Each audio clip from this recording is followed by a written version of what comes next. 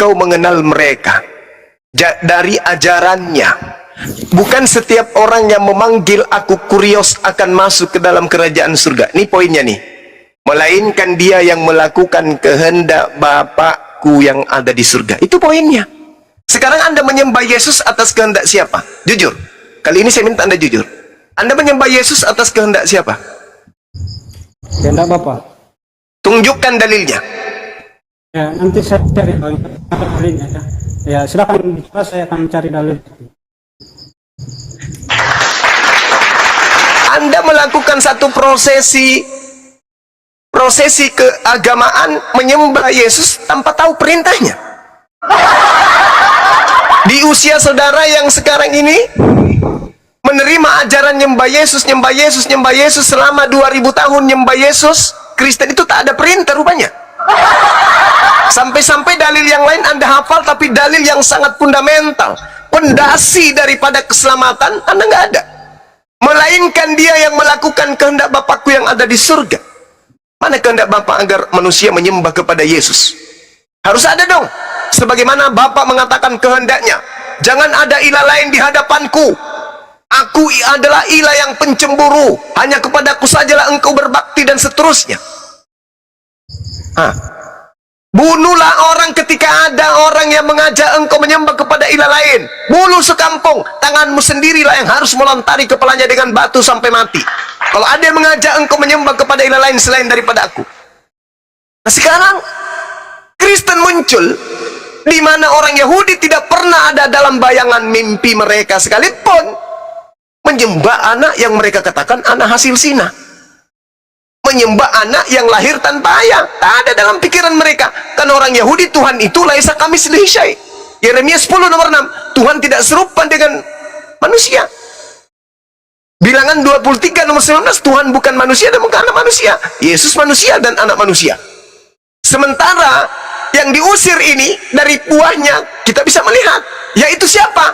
Mereka yang memanggil Yesus Tuhan, bermujizat, mengusir setan, lalu kemudian bernubuat pakai nama Yesus. Tetapi amalan-amalan prosesi agamanya tidak sesuai dengan kehendak Bapa. Satu, tak ada kehendak Bapa sembahlah Yesus. Tak ada kehendak Bapa ibadahlah hari Minggu. Tak ada kehendak Bapa Natalan. Tak ada kehendak Bapa memperingati kelahiran Yesus, memperingati kenaikan Yesus. Tak ada kehendak Bapa makan babi. Tak ada kehendak Bapa membatalkan hukum-hukum Torah. Tak ada kehendak Bapa merasulkan Paulus. Tak ada kehendak Bapa menjadikan perjanjian baru sebagai pengganti perjanjian lama. Tak ada. Jadi bukan kehendak Bapa yang menjadikan Anda mempertuhankan Yesus. Maka kembali kepada saudara, siap-siap untuk diusir. Saya hanya memperingatkan, kami umat Islam hanya datang membawa peringatan saja. Yang mau mengikuti silakan, yang tidak mau mengikuti silakan. Toh iman kami tidak akan rusak, karena kami percaya Yesus yang kami imani sebagai Nabi Isa alaihissalam adalah Nabi suci yang datang ke tengah-tengah Bani Israel untuk mengajak Bani Israel kembali kepada jalan Tuhan yang betul. Demikian.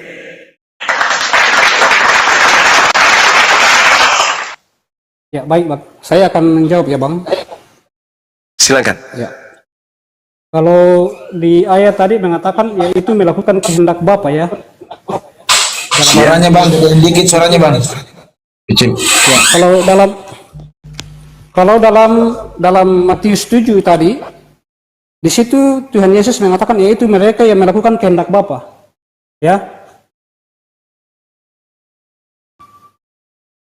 Artinya melainkan mereka yang melakukan kehendak Bapa ya, Bang? Iya.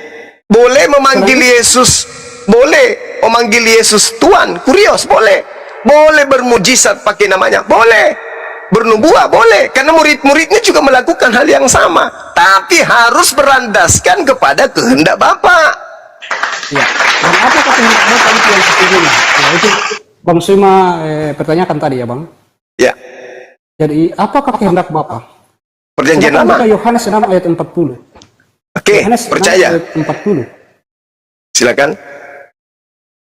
Sebab inilah kehendak Bapakku, yaitu supaya setiap orang yang melihat anak, dalam hal ini Yesus, dan yang percaya kepadanya teroleh hidup yang kekal. Ya.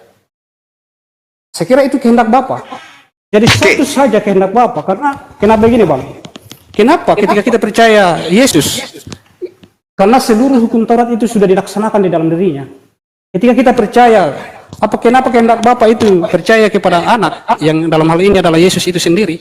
Karena ketika kita percaya kepada Yesus adalah Tuhan dan yang menentukan keselamatan, maka itu kita telah melaksanakan seluruh hukum Taurat. Sebab hukum Taurat itu diberikan kepada bangsa Israel, itu hanya untuk menguji ketaatan saja. Jadi benda-benda, binatang, dan beberapa hal yang dipakai di dalam hukum Taurat itu tidak menentukan posisi di hadapan Allah. Dan itu ketika kita imani bahwa itu yang menentukan, maka itu adalah berhalal di hadapannya, Bang. Itulah sebabnya sehingga Allah harus nasul jadi manusia, supaya manusia, ya kita sekarang masuk ini dalam tujuan Allah harus datang ya. Supaya ketika manusia melihat Allah yang nyata, dapat mengarahkan pengandalannya dan penyembahannya kepada arah yang benar.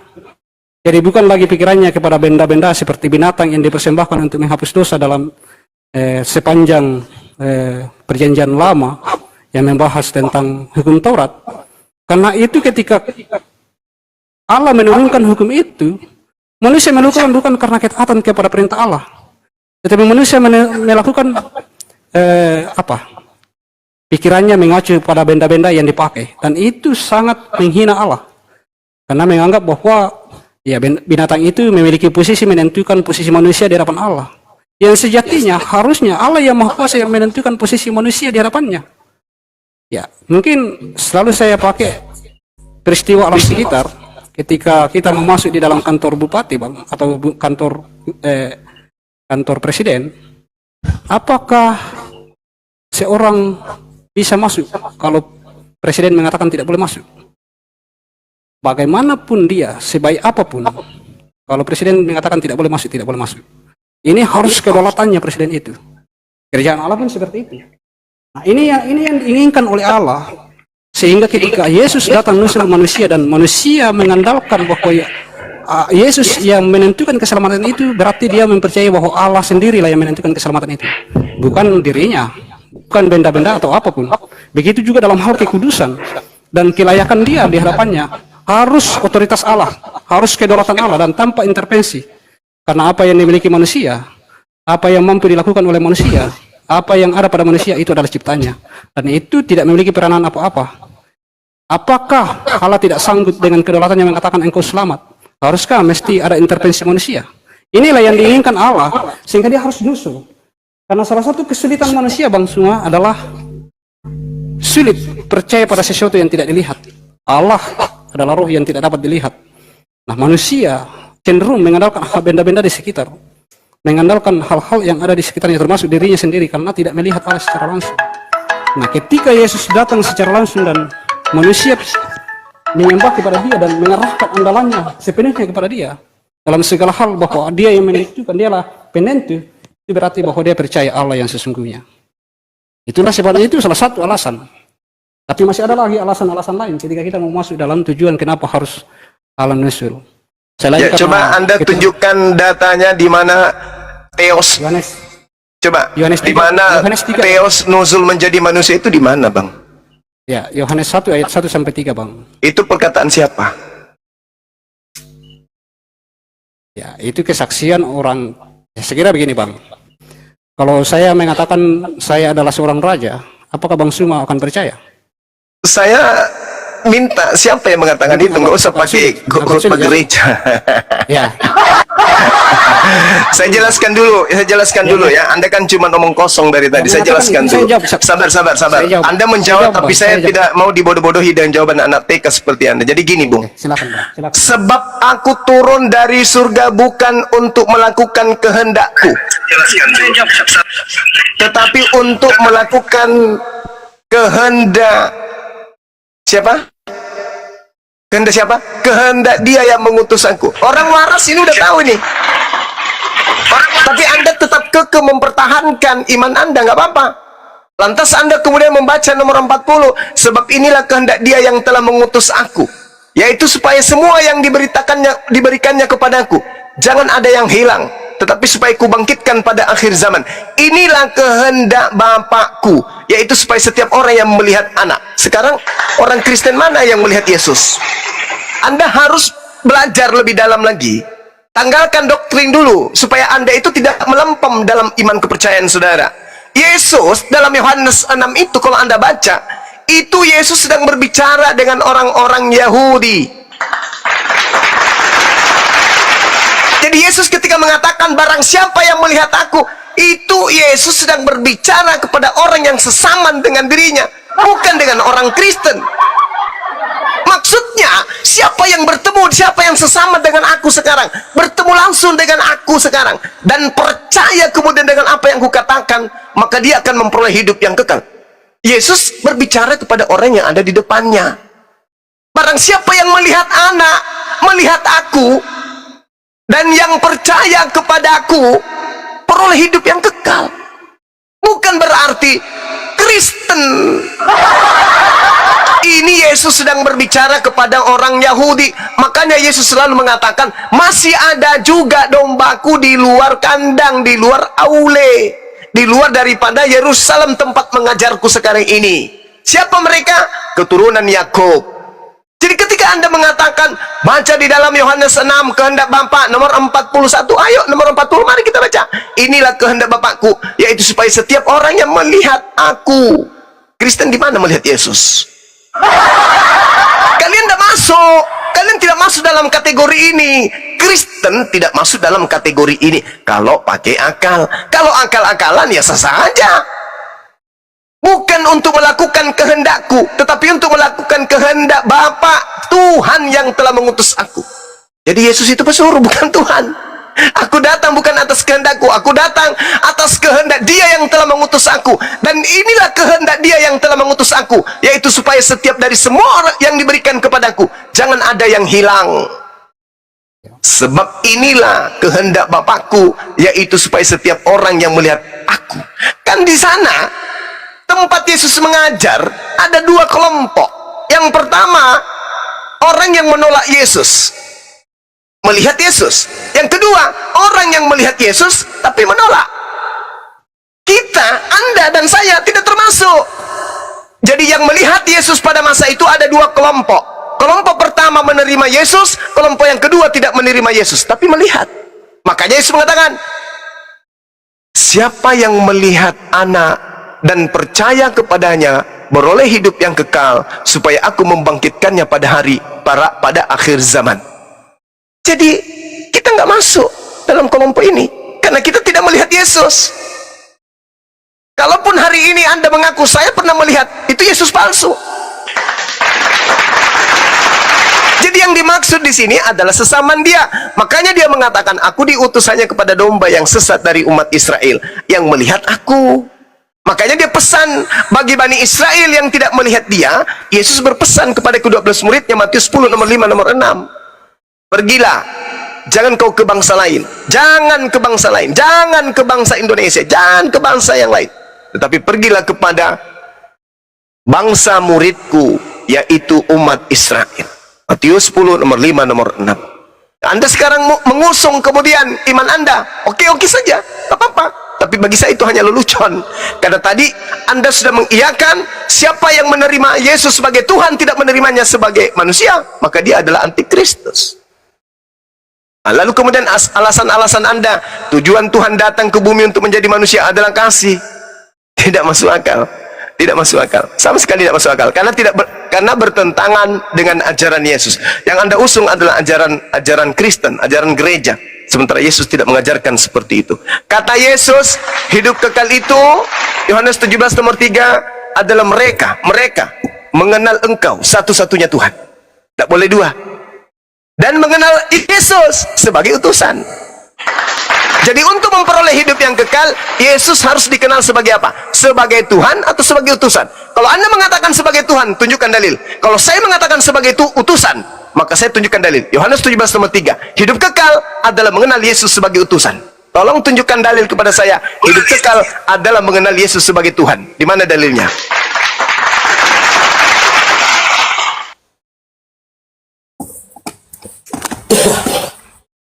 Ya, saya tangkap ya Bang. Silakan. Ya, jadi sekali lagi bahwa saya tidak akan. Ada yang noise ya? Lagi dicas ya Bang? Ya karena mau lobet ini bang. Saya kasih cepat. Noise bang ciptaan Yesus noise kayaknya. Iya. Masih noise ya? Enggak lagi. Masih noise. Oke. Udah. Jadi begini bang, Kristen itu ada setelah Yesus terangkat ke surga, karena Kristen itu dibentuk oleh murid untuk menggabungkan diri dalam komunitas yang percaya kepada Yesus. Tetapi perlu kita ketahui bahwa Yesus datang bukan untuk orang Kristen saja, karena orang Kristen belum tentu pengikut Yesus, tapi pengikut Yesus sudah pasti Kristen. Ini yang perlu kita pahami bang. Jadi memang betul saya setuju ketika Bang Suma mengatakan bahwa tidak semua orang Kristen, memang betul. Tetapi orang yang percaya kepada Yesus otomatis sudah disebut Kristen. Ya walaupun dia agama lain, dia menganut agama lain, tapi tetap dia akan disebut Kristen karena Kristen itu adalah orang-orang yang percaya kepada Yesus sebagai Tuhan dan penentu keselamatan. Itu yang pertama. Tetapi kalau yang kedua, ketika kita belajar daripada sejarah Nabi Abraham, ada dua anaknya, yaitu Ismail dan Ishak. Dan kita ini kan di luar Israel, keturunan Ismail, bang. Saya, Bang Suma, adalah keturunan Ismail secara darah daging. Ya. Dan salah satu janji yang diberikan oleh Allah kepada Nabi Ibrahim adalah menerima upah yang besar, yaitu keselamatan dari Allah. Dan inilah Yesus. Dan kedua anak ini berhak menerima kedua janji itu. Kalau kita mau pakai bukti-bukti bang, ketika nenek moyang kita Ismail itu disunat, itu adalah tanda bahwa dia juga menerima perjanjian itu. Dan ketika nenek moyang kita itu diusir dari rumah Abraham, malaikat Tuhan datang menemui di padang paran, menyuruhnya kembali untuk tetap di rumah Abraham. Kenapa? Karena ada ayat yang mengatakan satu orang bertobat di dalam rumah, semua orang diselamatkan. Sehingga ketika nenek leluhur kita Ismail harus kembali ke rumah Abraham, itu supaya menerima juga anugerah keselamatan itu. Dan itulah Yesus datang. Dan Yesus datang bukan untuk satu golongan saja. Israel, izin dulu Bang Ciptaan, izin dulu. Siapa yang menerima Yesus? Bang Ciptaan, bentar dulu. Silakan. Gurunda izin doubling. Saya? Iya, antum doubling Gurunda. Silakan Ciptaan, silakan. Ya. Jadi siapa yang percaya Yesus itu disebut bangsa Israel yang baru, artinya orang pilihan yang baru. Israel yang sekarang banyak orang yang tidak menerima Yesus, dan itu Israel secara negara, tapi Israel secara rohani yang adalah bangsa pilihan Allah yang rohani adalah orang yang betul-betul menerima Yesus sebagai Tuhan dan yang menentukan keselamatan. Itu Israel yang baru, itu yang disebut di dalam ayat yang Bang Suma katakan tadi. Jadi Yesus itu datang bukan untuk satu golongan seperti orang Kristen saja atau orang Israel saja yang dalam bangsa, dalam negara, tetapi Yesus datang untuk semua umat manusia. Dan ayat dalilnya, kalau Bang Suma mau cari dalil, cuman sayang sekali Bang, saya minta maaf ini baterai saya lowbat, jadi kalau bisa saya sambil cas, tapi jaringan agak sulit kalau dia masuk ke dalam rumah sedikit. Ya begitu Bang. Oke, saya luruskan dulu ya. Pernyataan saudara, Yesus datang bukan untuk Kristen saja. Ini pengakuan orang mimpi di siang bolong. Yesus itu tidak pernah datang untuk orang Kristen. Yesus datang untuk orang Yahudi. Kristen itu kelompok baru di Turki, di Antioquia, pengikut Paulus. Pengikut Paulus setelah setahun bersama-sama baru disebut Kristen. Kristen itu kelompok asing. Dia pengikut Paulus. Kisah Para Rasul 24 nomor 5. Paulus adalah tokoh dari sekte Kristen. Itu yang Anda harus pahami. Ya, jadi jangan Anda mengatakan Yesus datang bukan untuk orang Kristen saja. Yesus tidak pernah datang untuk orang Kristen.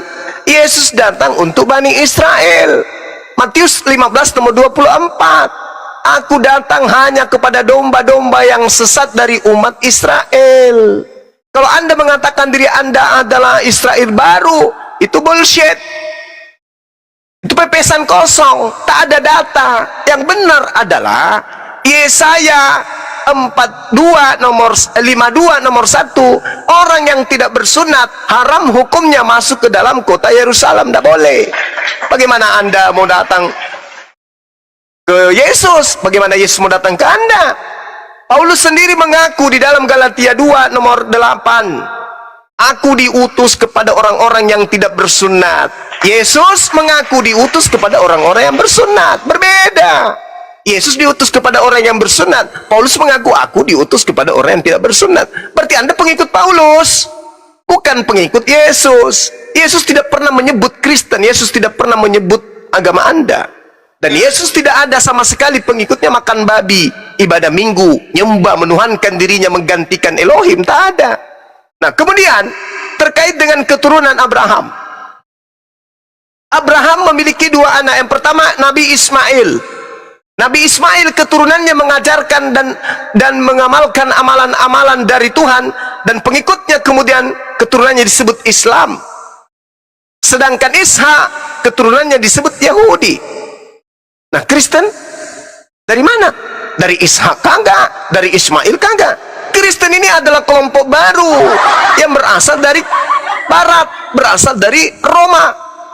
Kekaisaran Romawi, kerajaan Romawi yang berkuasa pada saat itu, itulah yang mendirikan agama Kristen, menyembah Yesus. Tidak ada agama dari nabi-nabi yang datang ke atas muka bumi ini mengajarkan menyembah manusia, nggak ada. Nggak ada. Tidak ada juga yang mengajarkan makan babi. Dari Ishak, dari Ismail, haram makan babi. Sementara Anda, agama Anda makan babi. Anda bukan dari kelompok kami. Yesaya 66, Yesaya 66. Anda baca nomor 5, nomor 15, 17, 16, 17. Tuhan akan datang dengan nyala apinya, menghardi dengan marahnya. Dia akan membunuh orang banyak, yaitu mereka yang mengikuti orang yang makan babi dan makan tikus, serta makanan-makanan yang menjijikkan.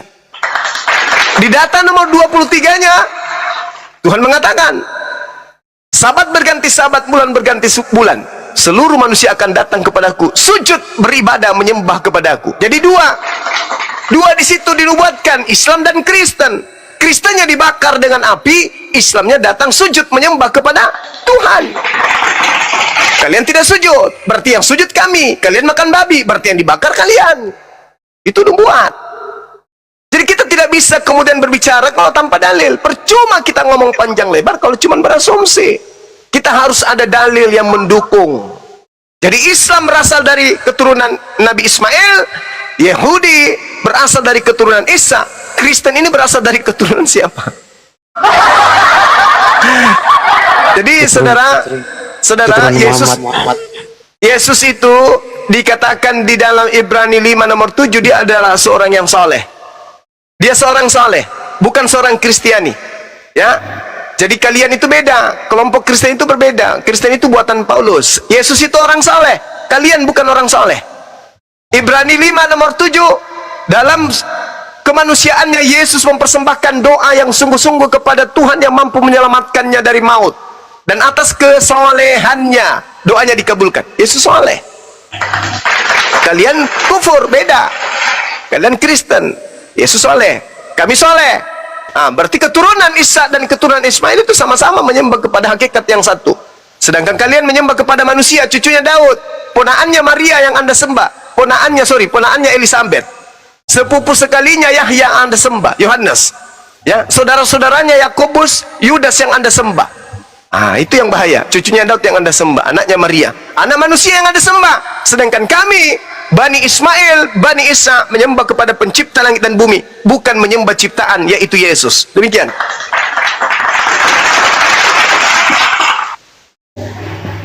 Saya langsung tangkap ya Bang ya. Iya, silakan. Ya. Paulus itu kami ikuti karena Paulus itu pergi ke berbagai daerah untuk mengajar, dan inti ajarannya itu adalah memperkenalkan Yesus kepada seluruh makhluk. Ini untuk menggenapi janji Allah kepada Nabi Abraham bahwa melalui engkaulah, melalui Kudus itu bukan kami sembah, bukan pribadi yang kami sembah, tetapi ajaran yang terkandung di dalam ajaran yang disampaikan oleh Paulus itu tentang Yesus.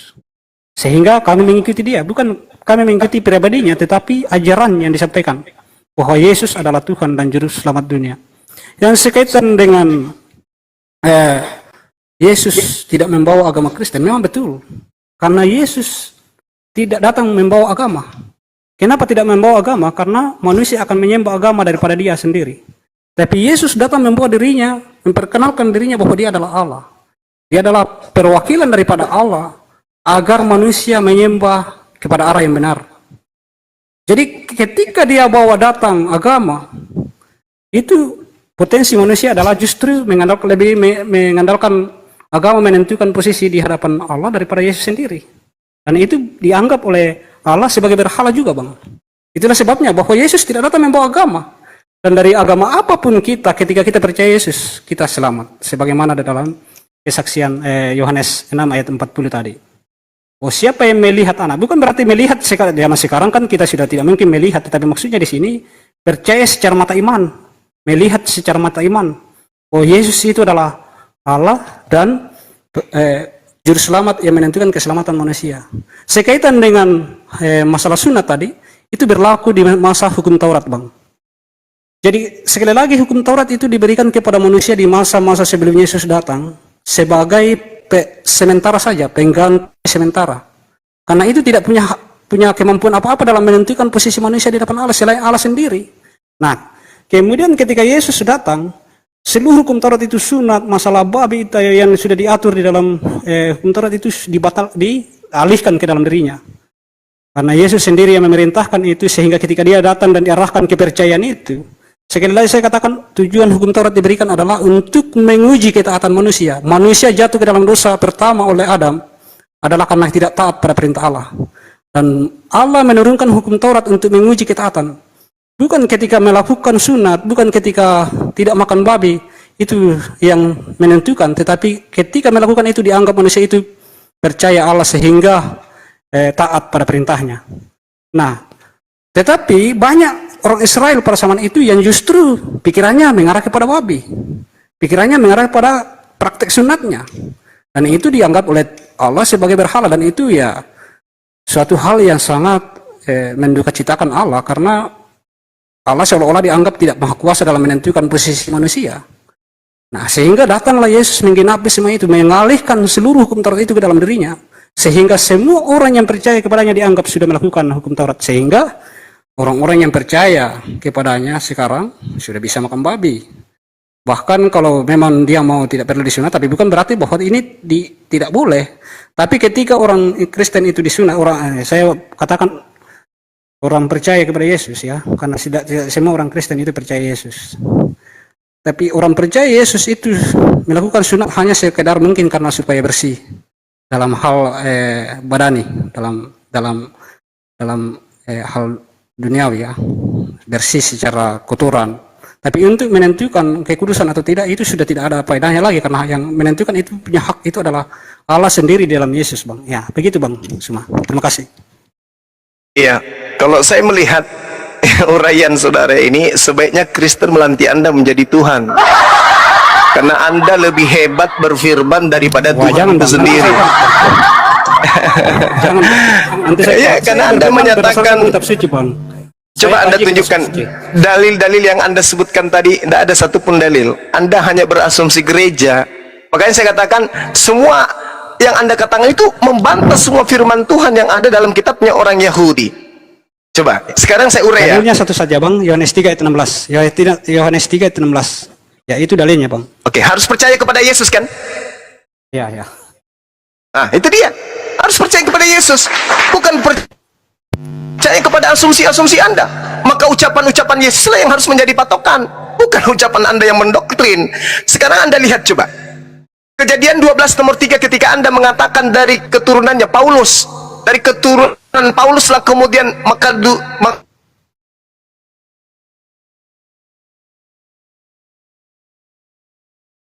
menitipkan hukum. Kejadian 17 nomor 14. Barang siapa yang tidak menyunatkan dirinya, maka bunuhlah dia, karena dia sudah membatalkan perjanjian kekalku. Bagaimana mau berkat? Tuhan bikin marah, berkat. Musuh jadi berkat. Orang yang dimusuhi Tuhan adalah orang yang tidak bersunat. Haram hukumnya. Anda adalah musuh Tuhan. Bahkan Paulus mengatakan dalam Galatia 2 nomor 14, orang yang hidup tidak bersunat adalah orang yang hidup secara kafir. Kata Paulus, Anda itu musuh Tuhan. Ini maksud kemudian membawa berkat itu umat Islam. Mari kita buktikan. Kejadian 12 nomor 3. Apa yang diterangkan di sana? Kejadian 12 nomor 3. Aku akan memberkati orang-orang yang memberkati engkau Abraham, dan mengutuk orang yang mengutuk engkau, dan olehmu semua kaum di muka bumi akan mendapat berkat. Cuma siapa yang ilahnya sibuk memberkati Abraham? Umat Islam.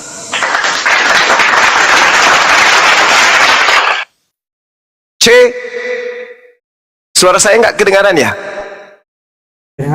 Jaringannya, Gurunda, jaringannya merah. Oke, sorry. Udah baik Sorry. sekarang. Saya ulang ya. Saya ulang. Ya, ulang ya. Di dalam Kejadian 12 nomor 3, aku akan memberkati orang-orang yang memberkati engkau Abraham, dan mengutuk orang yang mengutuk engkau Abraham, dan olehmu semua kaum di bumi akan mendapat berkat. Olehmu.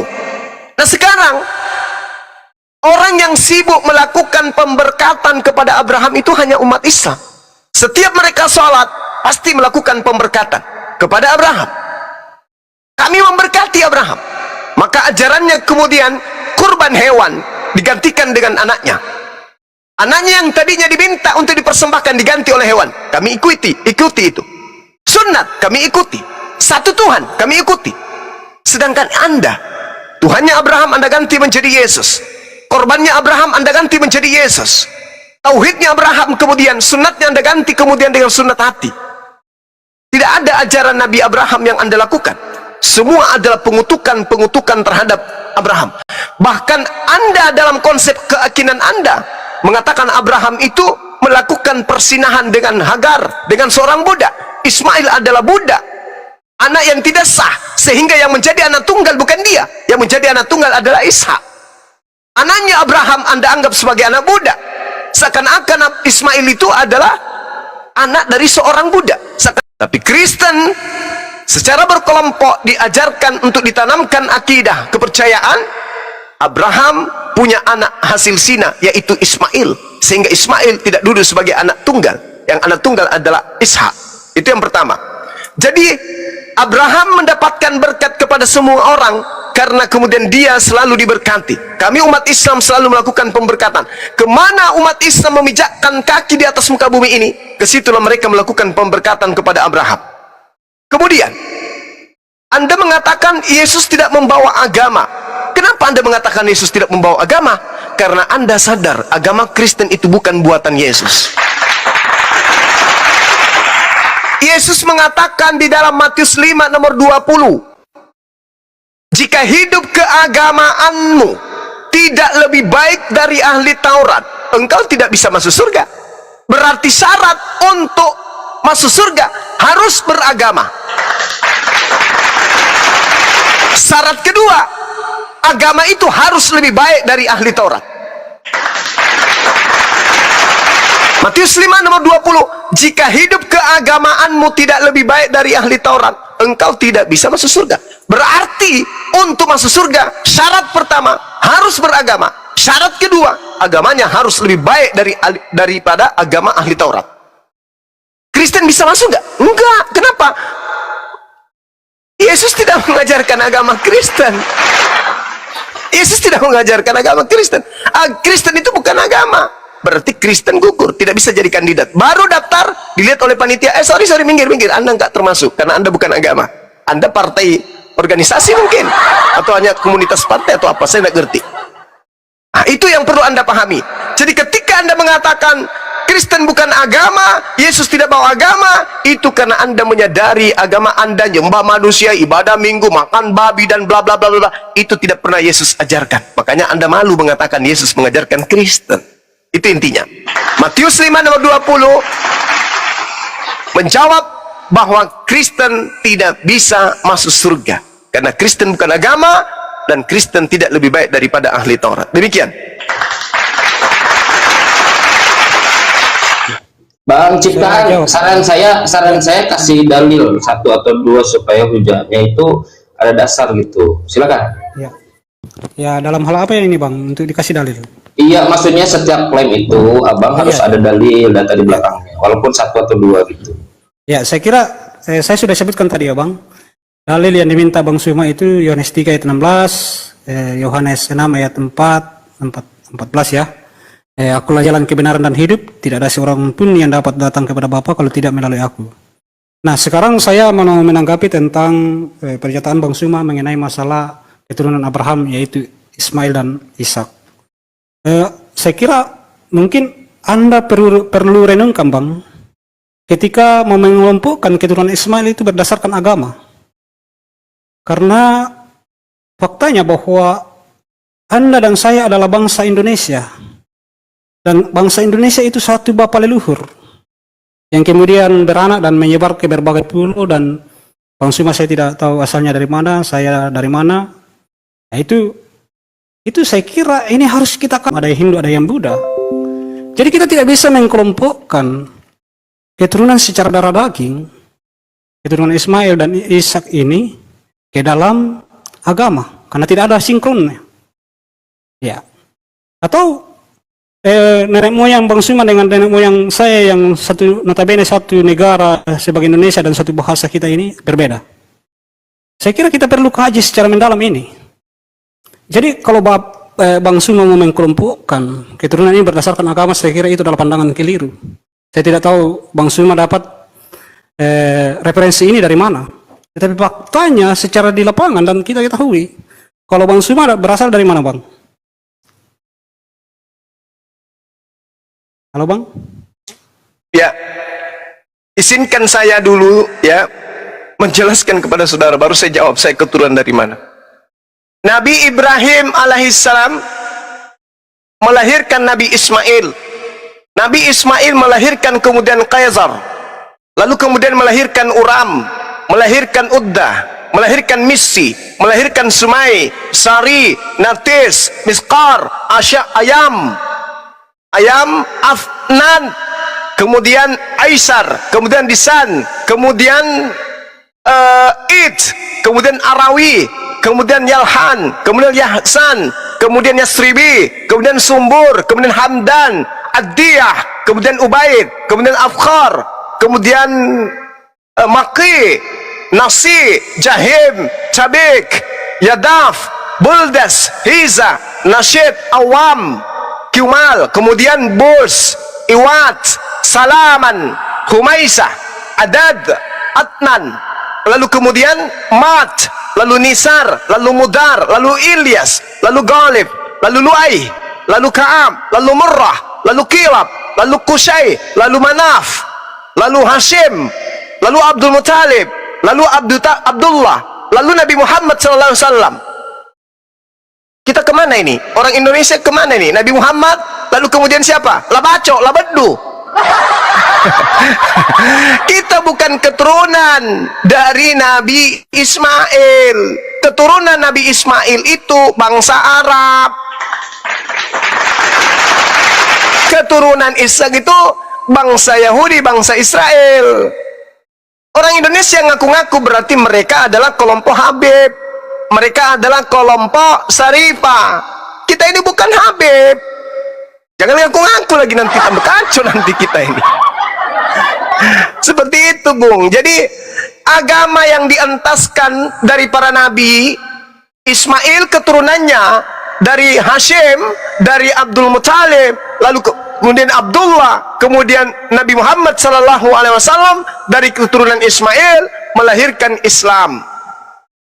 Kemudian Ishak, Yakub, Daud, Salomo, Yusuf, Yesus melahirkan keturunan, kemudian itu mengajarkan Yahudi. Nah, Kristen dari mana? Itu loh pertanyaan saya. Silakan. Indonesia. Nah, sambil cas ini. Indonesia.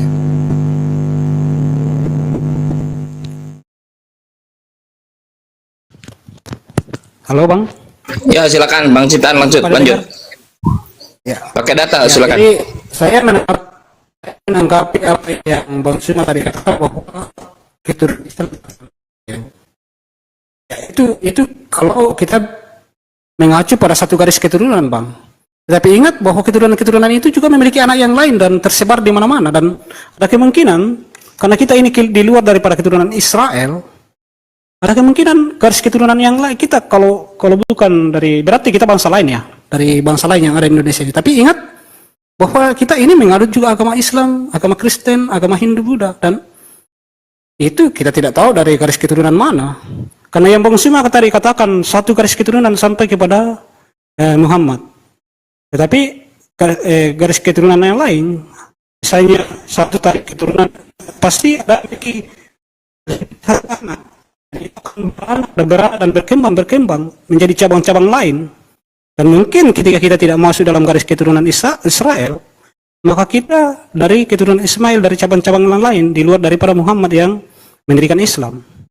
Tetapi kemudian kita menyebar dan membentuk golongan berdasarkan agama, yaitu berjalan masing-masing. Tapi kita tidak bisa menkelompokkan keturunan ini berdasarkan pada agama. Karena tentu Bang Suma dengan saya satu bapak leluhur.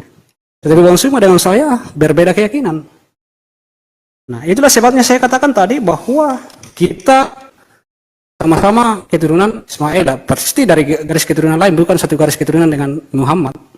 Ya, itu yang perlu dipahami, Bang. Dan saya kira kita sepakat dengan itu. Yang kedua, sekaitan dengan Yesus datang, memang bukan membawa agama. Misinya Yesus datang bukan membawa agama, tetapi mengajar, menyelamatkan, menebus, mengajarkan kasih, mengajarkan pengampunan, menebus manusia, mengganti manusia, menerima murka Allah. Karena kalau manusia menerima murka Allah, tidak akan sanggup. Karena pencipta, murka kepada ciptaan itu, tidak ada ciptaan yang mampu menerima murka daripada pencipta. Hanya Allah yang mampu menerima murka dari Allah. Sehingga kita harus diganti, Bang. Ketika kita melanggar apa yang perintahkan di Taman Eden, jangan makan buah kuldi, tetapi Nabi Adam justru melanggar perintah itu, pasti Allah marah. Dan apa yang sudah dikatakan Allah itu harus terjadi. Manusia harus mati. Dan mati itu harus ditandai dengan penumpahan darah. Tetapi darah binatang tidak memiliki arti di hadapan Allah. Hanya manusia. Dan yang harus menerima hukuman itu adalah keturunan Adam. Karena Adam yang melakukan kesalahan itu. Jadi harus ditanggung oleh keturunannya. Yaitu manusia, bukan oleh binatang. Itu sebabnya, sehingga dia harus menjadi manusia, itu salah satu juga alasannya. Ya begitu, Bang. Iya. Ya, lagi-lagi saya katakan Anda harusnya bikin sekte baru, Bang. Bikin ajaran baru. Karena Tuhannya Yesus mengatakan di dalam Yeremia 1 nomor 2, katakanlah kepada orang Yahudi, Bani Israel, ketika mereka hendak mempersembahkan kurban kepada Tuhan sebagai penebus salah, agar mereka mempersembahkan hewan ternak berupa domba, kambing, lembu, dan juga sapi. Anda mengatakan beda, korban dosa harus manusia, bahkan Tuhan. Itu ilmu dari mana Anda dapatkan? Anda susun, Anda bikin sekte baru. Kemudian Yesus di dalam Matius 8 nomor 4, perlihatkanlah dirimu kepada imam dan persembahkanlah persembahan kurban seperti yang diperintahkan Nabi Musa kepadamu. Yesus memerintahkan mempersembahkan kurban hewan. Nah, dari mana Anda mendapatkan bahwa korban penebus dosa itu adalah darah manusia? Bahkan Tuhan yang harus datang jadi manusia, mati, dibunuh manusia. Itu ilmu dari mana? Sedangkan kejadian kronologis penyaliban Yesus itu terjadi hanya karena faktor sosial politik. Ada hubungannya dengan agama. Ada hubungannya dengan agama. Kalau Anda mengatakan Yesus tidak mengajarkan agama, Anda bohong.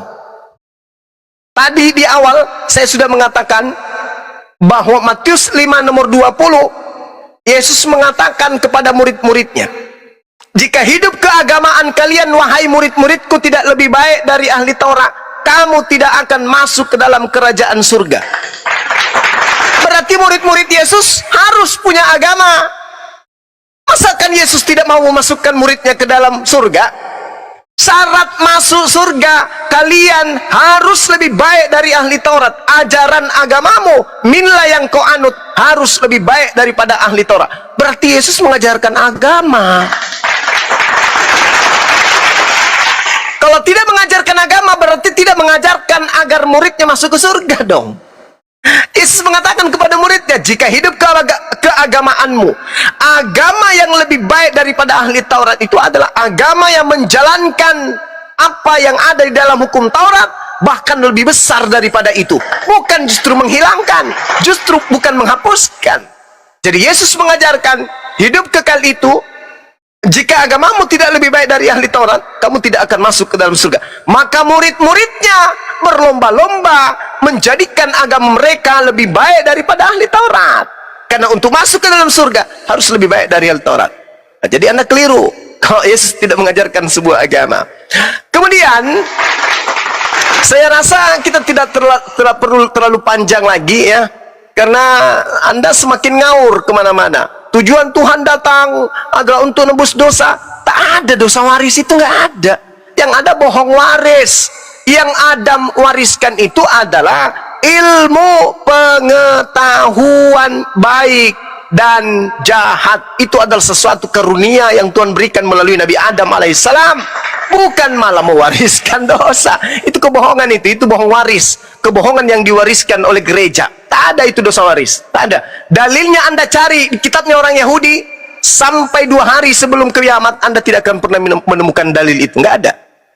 Ya, jadi Anda baiknya membuat sekte baru, karena Anda aneh saya rasa, karena Anda mengajarkan sesuatu yang sifatnya hanya doktrin, dogma yang memang cocok untuk sekte, bukan cocok untuk orang-orang yang berakal. Mohon maaf Bang, saya harus jujur karena kita disimak oleh banyak orang ini, bukan hanya kita berdua.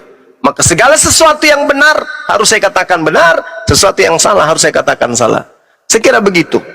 Kita mungkin tidak perlu berpanjang lagi. Kalau ada teman-teman yang lain mau melanjutkan silakan, atau ada Kristen yang lain silakan. Makasih. Begitu dulu saya ya, tanggapi dulu ya Bang. Saya tanggapi dulu Bang supaya adil ya. Ini Pak Ciptaan, kira-kira akan ada data nggak yang disampaikan atau hanya klaim-klaim saja gitu? Ya, ini Soalnya data dari tadi gitu. Kitab suci Bang. Nggak ada, Anda nggak ada data dari tadi. Oke, gini. Iya. Ya, atau ya silakan, jangan lama-lama ya, supaya kita ada adil di situ. Silakan. Jangan lama-lama. Jadi begini. Assalamualaikum Gundo. Ya, masalah. Kang Chan, jadi gini, jadi mungkin habis daripada ciptaan ini yang namanya ciptaan Iya. nanti bisa digantiin sama Kristen lain itu. Ah.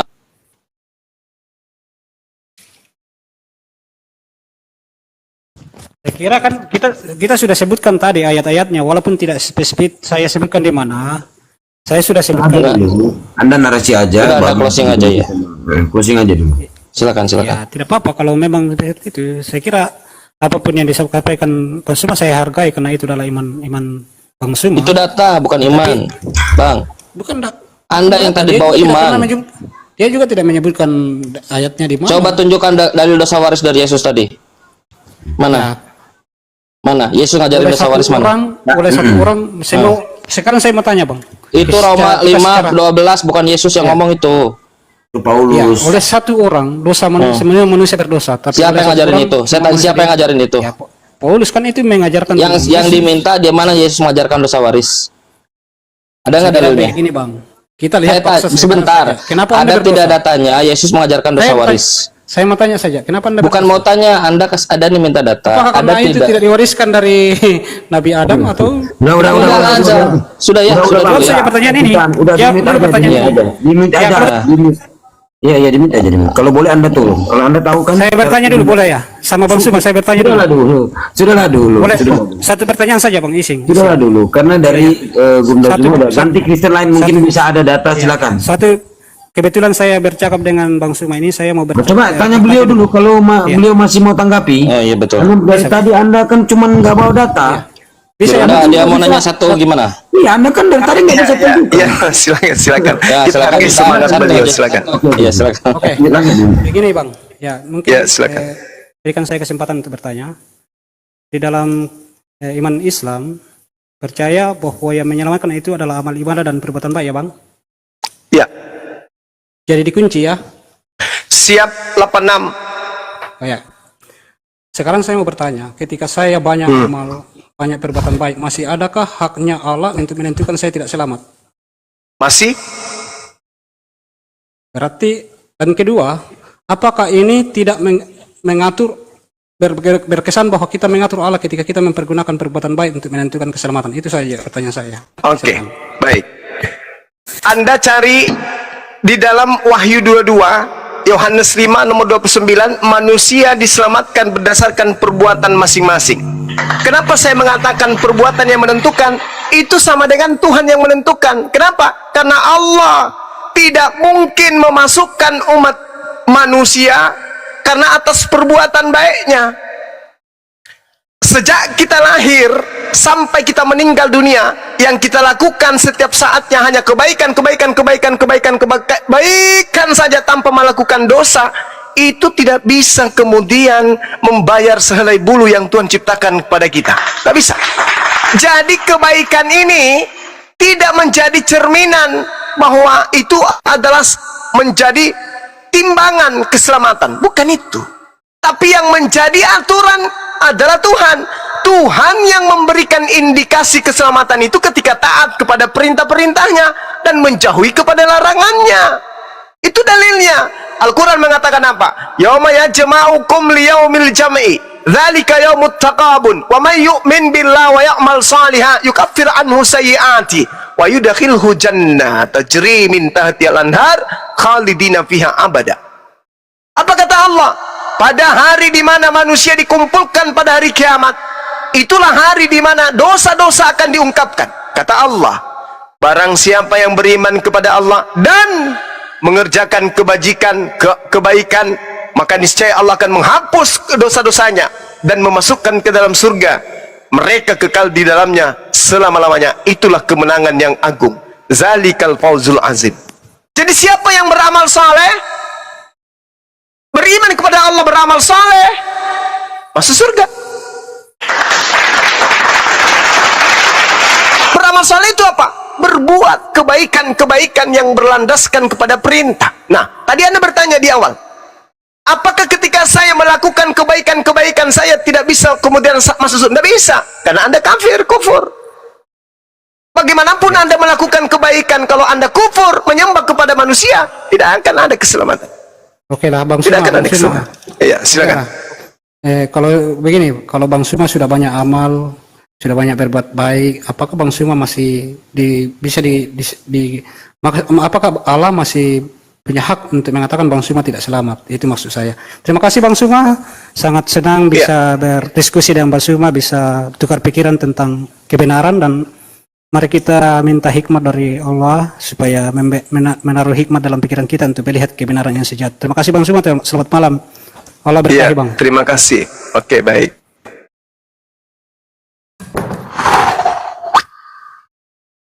Ya, silakan yang lain. Ya, silakan. Silakan teman-teman. Lanjut, ambil alih dulu Santo atau Kancang. Silakan.